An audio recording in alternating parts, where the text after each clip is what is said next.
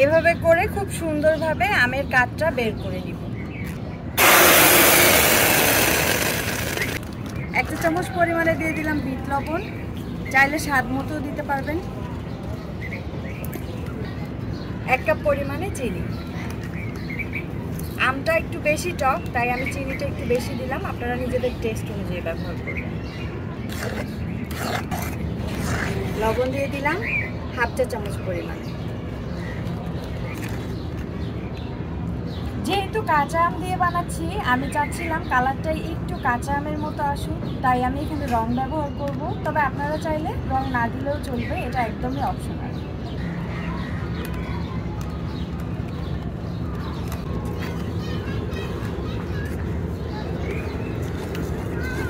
টক মিষ্টি করব, তাই আমি এখানে চিলি ফ্লেক্স দিয়ে দিচ্ছি। 1 চিমটি পরিমাণে দিয়ে দিলাম 5 ফোড়নের গুঁড়া।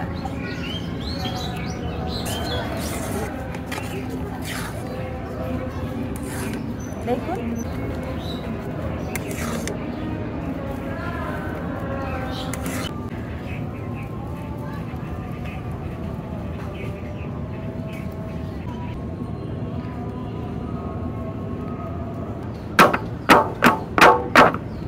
একদম সমান। একদিনের মধ্যেই খুব সুন্দরভাবে শুকিয়ে গেছে। এখন এগুলোকে কেটে নিতে হবে।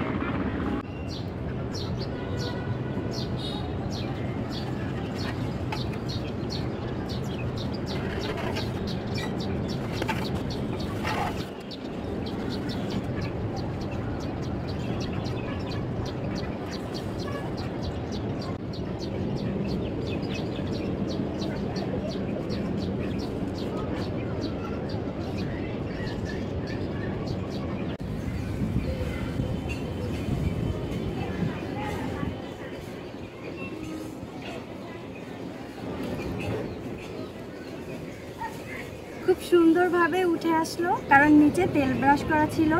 আর এগুলো দেখতেই পাচ্ছেন কতটা পারফেক্ট হয়েছে।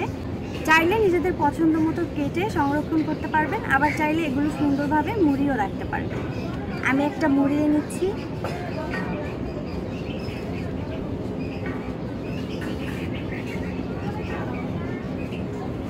এইভাবে বাকি সবগুলো রেডি করে নিব।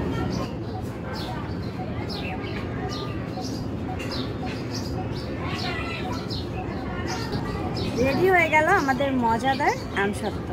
ঝটপট বাড়িতে বানিয়ে নিন।